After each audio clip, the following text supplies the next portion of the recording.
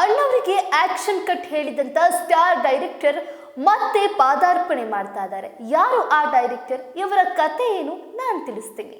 ಪುಷ್ಪಕ ವಿಮಾನದಂತಹ ವಿಭಿನ್ನ ಮತ್ತು ಪ್ರಯೋಗಾತ್ಮಕ ಚಿತ್ರಗಳನ್ನು ನಿರ್ದೇಶಿಸಿ ಸಿನಿ ರಸಿಕರ ಅಚ್ಚುಮೆಚ್ಚಿನ ಡೈರೆಕ್ಟರ್ ಆಗಿದ್ದ ಲೆಜೆಂಡರಿ ಡೈರೆಕ್ಟರ್ ತಮ್ಮ 94 ವಯಸ್ಸಿನಲ್ಲಿ ನಿರ್ದೇಶನಕ್ಕೆ ಇಳಿದಿದ್ದಾರೆ.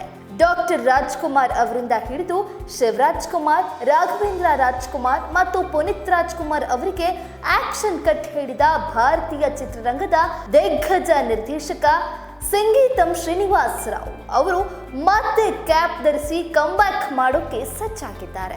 ವರನಟ ಡಾಕ್ಟರ್ ರಾಜ್ಕುಮಾರ್ ಅವರಿಗೆ ನಿರ್ದೇಶಕ ಸಂಗೀತಂ ಶ್ರೀನಿವಾಸ್ ಅವರು ಸಾಲು ಸಾಲು ಹಿಟ್ ಚಿತ್ರಗಳನ್ನ ಕೊಟ್ಟಿದ್ದಾರೆ. 80ರ ದಶಕದಲ್ಲಿ ಈ ಜೋಡಿ ಪರದೆಯ ಮೇಲೆ ಸಖತ್ ಮೋಡಿ ಮಾಡಿದ್ರು. ಒಟ್ಟಿಗೆ 7 ಚಿತ್ರಗಳಲ್ಲಿ ಡಾಕ್ಟರ್ ರಾಜ್ಕುಮಾರ್ ಮತ್ತು ನಿರ್ದೇಶಕ ಸಂಗೀತಂ ಶ್ರೀನಿವಾಸ್ ರಾವ್ ಅವರು ಕೆಲಸ ಮಾಡಿದ್ದಾರೆ. ನಿರ್ದೇಶಕ ಸಂಗೀತಂ ಶ್ರೀನಿವಾಸ್ ಅವರು ಡಾಕ್ಟರ್ ರಾಜ್ಕುಮಾರ್ ಜೊತೆ ಹಾಲು ಚೇನು, ಭಾಗ್ಯದ ಲಕ್ಷ್ಮೀ ಬಾರಮ್ಮ, 2 ನಕ್ಷತ್ರಗಳು, ಚಲಿಸುವ ಮೋಡಗಳು, ಜ್ವಾಲಾಮುಖಿ, ದೇವತಾ ಮನುಷ್ಯ ಹೀಗೆ 7 ಚಿತ್ರಗಳನ್ನು ಕನ್ನಡ ಸಿನಿ ರಸಿಕರಿಗೆ ಉಣಬಡಿಸಿದ್ದಾರೆ. ಕೇವಲ ರಾಜ್ಕುಮಾರ್ ಅವರಿಗೆ ಮಾತ್ರವಲ್ಲದೆ ಶಿವರಾಜ್ ಕುಮಾರ್ ಅವರ ಮೊದಲ ಚಿತ್ರ ಆನಂದ ಚಿತ್ರಕ್ಕೂ ಸಂಗೀತಂ ಶ್ರೀನಿವಾಸ್ ರಾವ್ ಅವರೇ ಆಕ್ಷನ್ ಕಟ್ ಹೇಳಿದ್ದಾರೆ.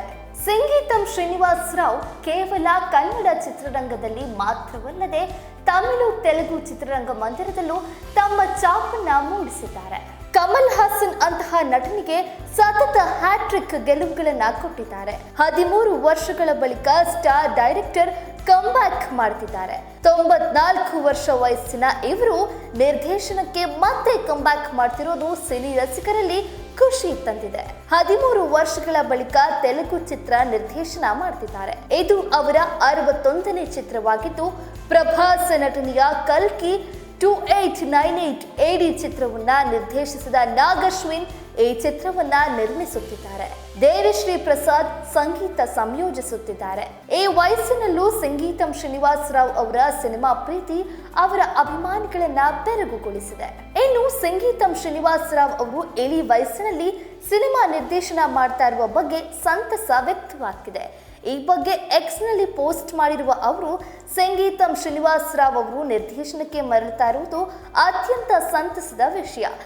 ನನ್ನ ಮೊದಲ ಚಿತ್ರದ ನಿರ್ದೇಶಕರು, ಅವರ ಆಲೋಚನೆಗಳು ಯಾವಾಗಲೂ ಅಹೆಡ್ ಆಫ್ ದಿ ಟೈಮ್ಸ್ ಇತ್ತು ಎನ್ನುವುದಕ್ಕೆ ಪುಷ್ಪಕ ವಿಮಾನ ಚಿತ್ರವೇ ಸಾಕ್ಷಿ. 94ರ ಹರಿಯದಲ್ಲೂ ನಿರ್ದೇಶನ ಮಾಡುವ ಅವರ ಚೈತನ್ಯ ನಮ್ಮೆಲ್ಲರಿಗೂ ಸ್ಫೂರ್ತಿ. ಚಿತ್ರಕ್ಕೆ, ಚಿತ್ರತಂಡಕ್ಕೆ ಹಾಗೂ ಸಂಗೀತಂ ಶ್ರೀನಿವಾಸ್ ರಾವ್ ಅವರಿಗೆ ತುಂಬು ಹೃದಯದ ಶುಭಾಶಯಗಳನ್ನ ಶಿವಣ್ಣ ಕೋರಿದ್ದಾರೆ.